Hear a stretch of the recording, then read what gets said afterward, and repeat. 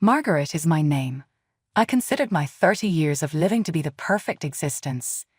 My paradise was our large home, which was situated just outside the city boundaries and looked to be an infinite source of delight. Our son Ethan, a rising football star at his college, was the joy of our life, and my husband David was my strength. I recall the day Ethan brought his girlfriend Claire home. Her eyes were lovely, and her smile was soft. She was a sweet kid. I instantly warmed up to her, recognizing in her the daughter I was never able to have. Their frequent visits would fill our home with their upbeat laughter and aspirations for the future. I couldn't help but imagine wedding bells for them as I watched them. They appeared to be so in tune and flawless as a pair. Claire was already beginning to feel like a member of our family. I saw that Ethan was getting more and more enthused about something as the days went by. After practice, he virtually vibrated with intensity as he stormed into the home.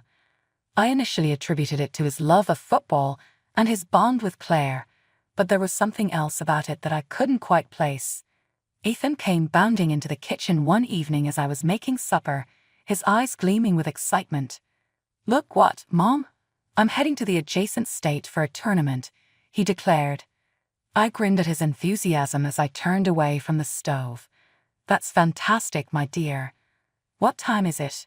he answered, taking an apple from the fruit dish. "We're leaving next week."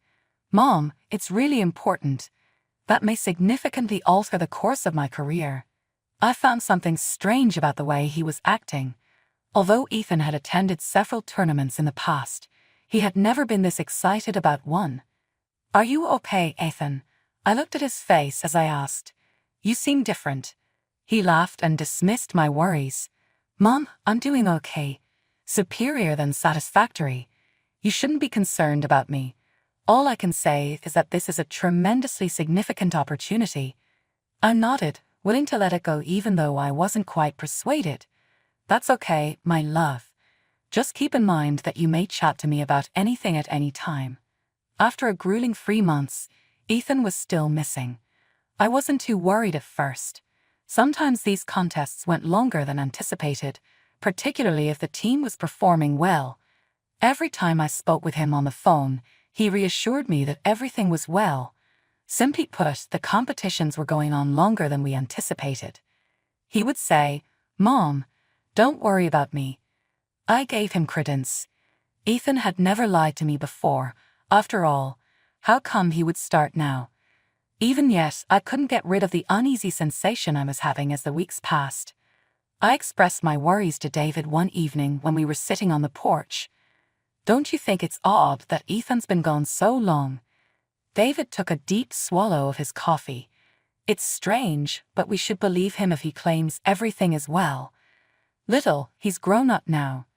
3 months later, Ethan came back. However, I could not have anticipated the shocking revelation he revealed to us. One evening, he declared, "Mom, Dad, I've decided I want to live separately.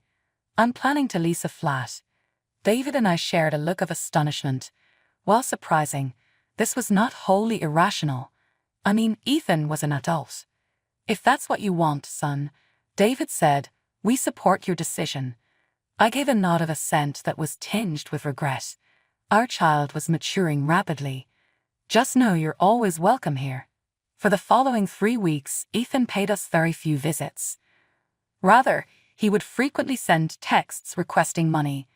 I would transfer the money each time, thinking that it would make him more self-sufficient. I made an effort to ignore the persistent sense that our connection had altered.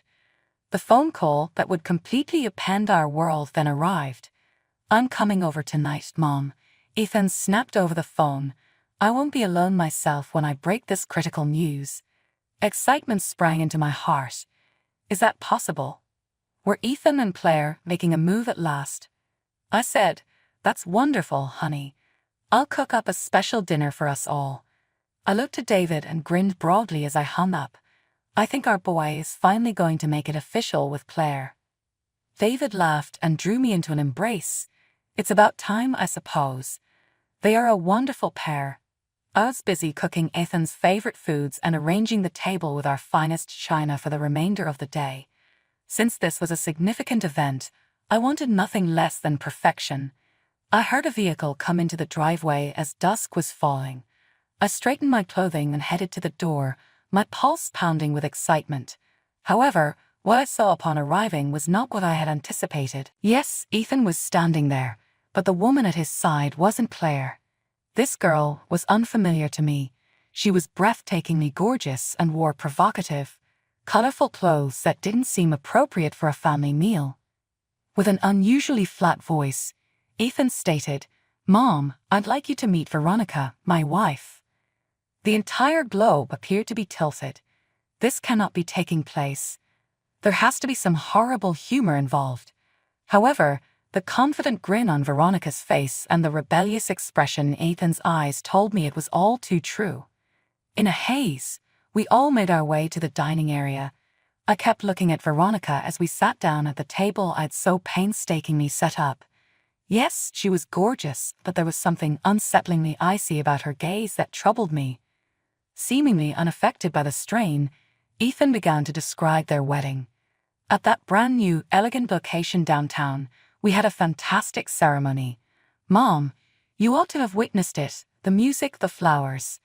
Everything was flawless. Every statement twisted my heart like a dagger. How could you celebrate your wedding without the people closest to you? I questioned, trying not to cry.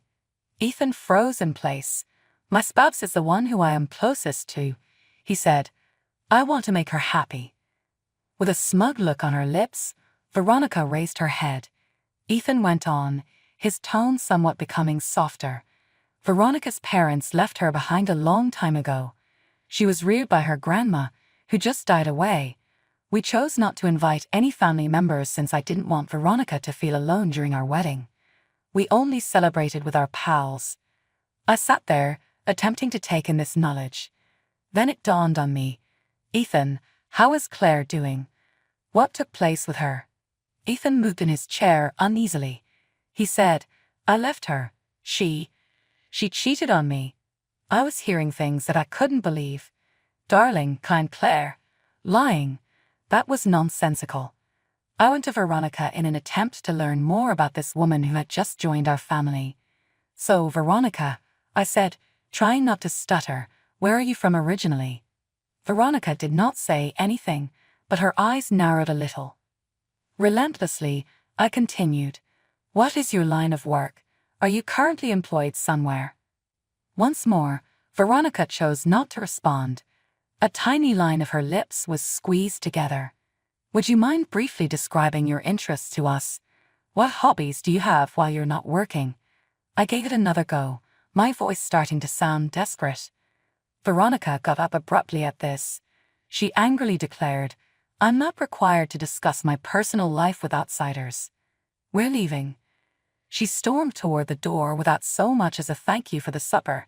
With a start to follow her, Ethan stopped to ask me to pack them some food and to give them some cash for their honeymoon. In horrified silence, David and I watched as the door shut behind them. Reeling from the events of the previous night, I made the decision to give Ethan a call the following day. I needed clarification and to know what was happening. However, when the call came through, I didn't hear Ethan's voice. Veronica's icy voice said, Ethan's busy right now, over the speaker. You can transfer money to his card for our honeymoon, but he is mute. We don't need to talk to you about anything else. The call ended. With my phone in hand, I stood there as my disbelief turned into a sharp, profound melancholy. My darling kid, what had happened to him? And how could this woman have had such a hold on him? I moved several thousand to Ethan's account with sorrowful heart. It was the only thing I could do to maintain a sense of closeness with my son. After a few weeks, life began to have an uncomfortable rhythm. David and I made an effort to accept Ethan's unannounced marriage, but our son's quiet was unbearable. Then my phone rang out of the blue. It was Ethan. With a voice full of excitement, he remarked, Mom, I have amazing news. Veronica is expecting a child. We intend to become parents. My heart gave a jump. Having a grandchild made me happy in spite of everything. Oh, Ethan, that's wonderful news. Yeah, it's great, he said again, a little change in tone. However, we require assistance. You realize how expensive it is to prepare for a baby? With optimism in my heart, I made a sizable deposit to Ethan's account. Perhaps this baby would be the catalyst to reunite our family. A few weeks later, I heard a vehicle come up as I was finishing up the living room. I was shocked to see that Ethan and Veronica didn't even need to knock to enter the front door. Veronica walked past me, her gaze sweeping across our house. "This house will do nicely," she said in a serious tone. "I'm sorry, what?" Perplexed, I stuttered. Ethan took a step forward, his expression determined. "We've made the decision to live here, Mom. You two need to find another place to stay, Dad." It was like someone smacked me. "What topic are you discussing? We live here." With icy eyes, Veronica turned to face me. "We require room and freedom for our child's healthy development. This home is ideal." I felt anger rising within of me. "Certainly not. We're in our house, therefore you can't just tell us to go." Veronica narrowed her gaze dangerously. "Fine, but you can forget about having any relationship with your son or your future grandchild." They turned and rushed out before I could reply, leaving me stunned. My phone was inundated with texts from Ethan starting that day, more offensive and menacing than the others. Each one insisted that we give them the house. The nasty things my son was saying shocked me. How he ended up. After going through this agony for 2 weeks, Ethan finally returned to our door. Anger was twisted over his features. He said, "You have to give us this house. If you don't, Veronica is threatening to get a divorce from me. Would you like to destroy my union?" I made an effort to reason with him. "You see that she's blackmailing you, Ethan, honey. This is incorrect." His cheeks became dangerously crimson. "You have no right to discuss Veronica in that manner. You don't even have a hair on her head." That was the last straw. David took Ethan by the arm and, without saying a word, dragged him out the door before shutting it behind him. I fell to the ground, crying all the way to the floor as Ethan's irate yells subsided. David bent down next to me and encircled me with his arms. After a few weeks, life began to have an uncomfortable rhythm. David and I made an effort to analyze the significant behavioral shifts in our kid, but the hurt and uncertainty persisted. I heard my name being called out by a familiar voice one day when I was grocery shopping. "Margaret." I looked over and saw Ethan's ex-fiancée Claire standing by the vegetable area. When I saw how heavily pregnant her tummy was, my heart missed a beat. My mind raced back to Ethan's charges that she had cheated on him, leaving me speechless. Managing to keep my cool, I forced a grin. "I didn't know you were expecting, Claire. What state are you in?" Tears formed in Claire's eyes. It's not easy," she said, her voice almost audible over background noise. "Being pregnant and abandoned, it's been tough." Her remarks came as a huge break to me. Abandoned? That was not at all consistent with Ethan's narrative. I felt there had to be more to this, so I asked politely for further information. "I'm very sorry, Claire. Could you explain what transpired?" Ethan claimed to us, essentially, that you had cheated on him. Claire's stunned eyes grew wider. "Margaret, did you cheat?" "No, it isn't at all what took place." Claire broke the news that rocked my life over the course of the following 30 minutes while we stood in the peaceful corner of the supermarket. "Ethan did not attend any sporting events," she said, her voice faltering. "He traveled to another state to meet a girl he had met online. His absence lasted for 3 months." With a nod, the puzzle pieces began to come together. Claire went on, "I called Ethan to let him know I was pregnant, but he told me he had married someone else. He declined to interact with the infant in any way." My legs felt heavy. I tried to take in this knowledge by leaning on the shopping cart for support. Our wonderful kid, Ethan, had lied to all of us. For a woman he hardly knew, he had left Claire and their newborn child behind. We said our goodbyes and agreed to keep in touch, so I went home in a haze. The realizations were leaving my mind spinning. Now, what Ethan had said about the prolonged rivalry, his abrupt marriage to Veronica, and his harsh treatment of us made a sinister sort of sense. David saw something was off as soon as he saw my face as I entered through our front door. "Lil, what happened?" he said, his face showing signs of worry. I felt the reality bearing down on me as I slumped into a chair at the kitchen table. "David, please take a seat. There's something you need to know about Ethan." I saw the color fade from David's face as I related my talk with Claire. Our son had betrayed his pregnant fiancée, married a complete stranger, and lied to us. After my meeting with Claire, David and I spoke for a long time about a lot of challenging things. Each of us had a strong sense of duty to Claire and her unborn child, our granddaughter. David whispered to me one evening, "We have to help her. She shouldn't have to go through this alone." David gave a nod of approval. "You're accurate. Let's make contact with her." Claire first rejected our offer of assistance, her pain and pride clearly seen in her eyes. But after a few weeks of patient persistence on our part, she finally agreed to accept our assistance. I started seeing her more frequently, going with her to doctor's appointments, assisting her with getting ready for the baby, and just being a shoulder to weep on. David greeted me with a concerned face one evening after I helped Claire set up the nursery. With a serious tone, he remarked, "Lil, there's something I need to tell you." I looked at him in disbelief. "You did what?" David let out a deep sigh. "I hired a private detective." I looked at him in disbelief. "You hired a private detective?" David gave a nod. I needed to understand Ethan's true circumstances. The detective's report arrived today, and little Lil, it's not what we had anticipated. David delivered the detective's findings throughout the course of the following hour.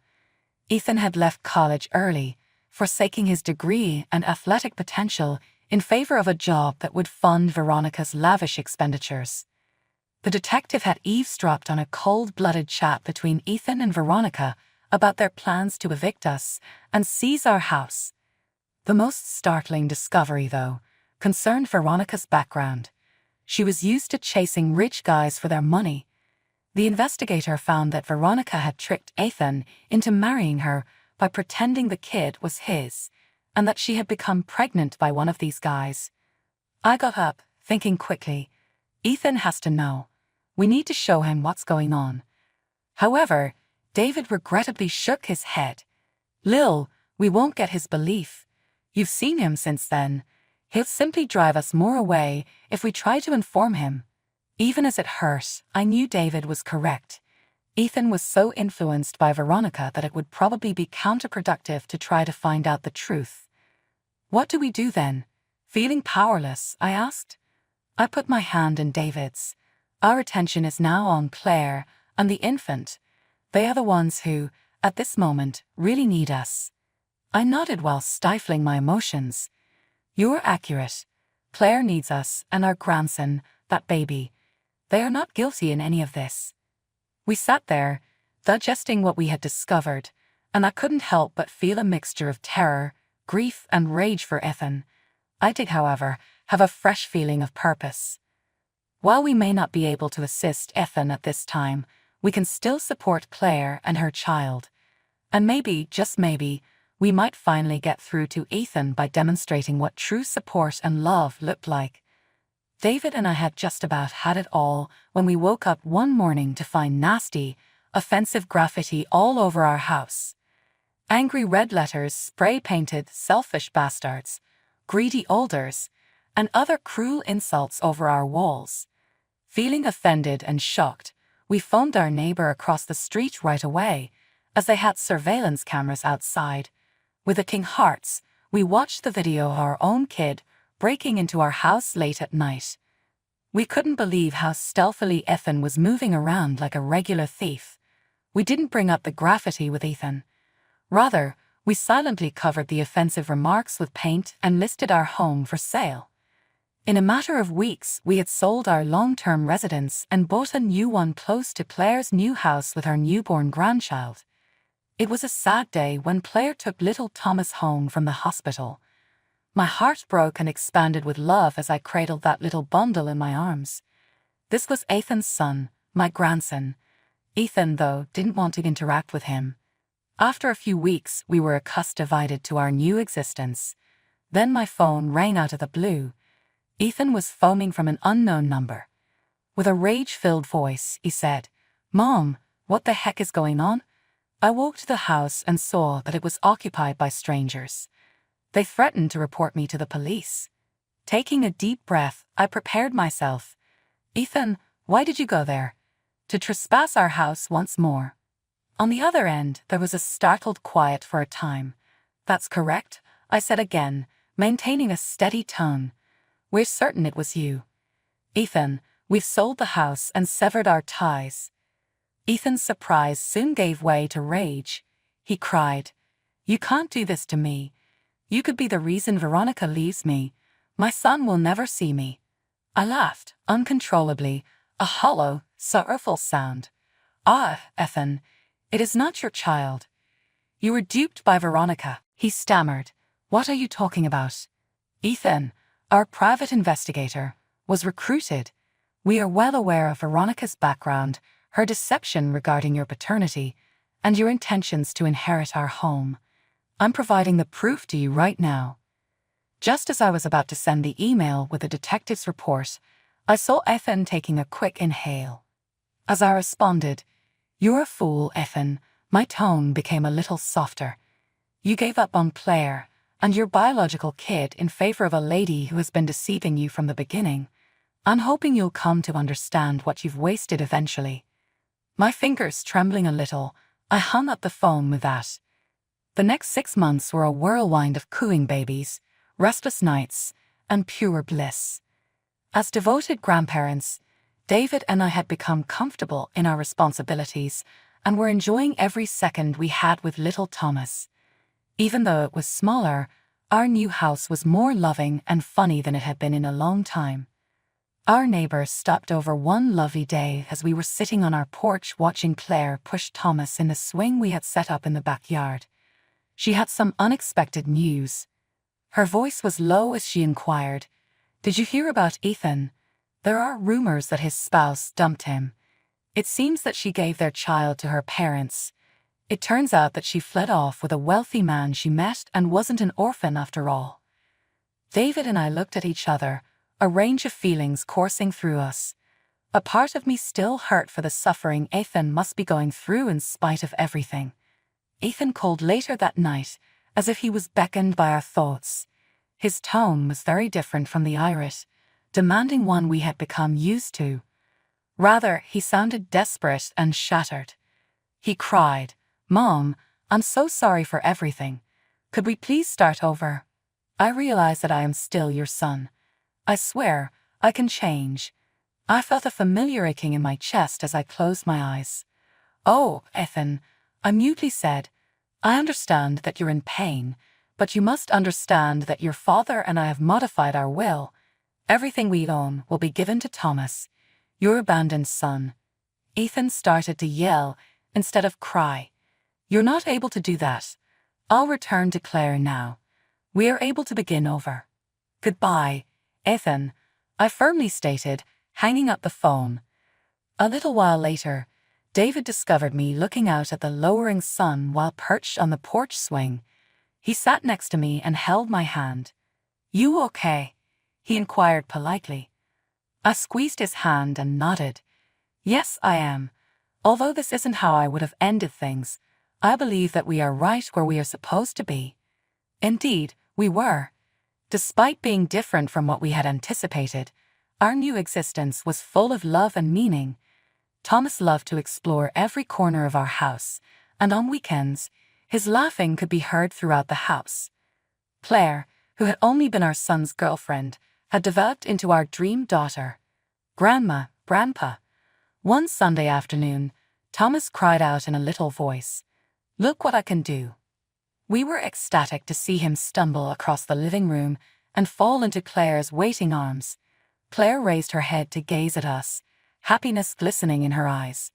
Whispering, "I don't know what I would have done without you two," she whispered, "You've been more like parents to me than I ever expected to have."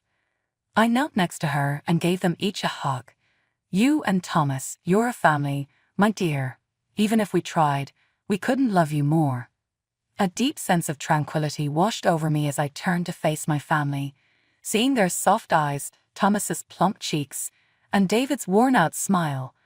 Though it was not the life I had anticipated, it was still the most loving, joyful, and purposeful existence I could have ever dreamed.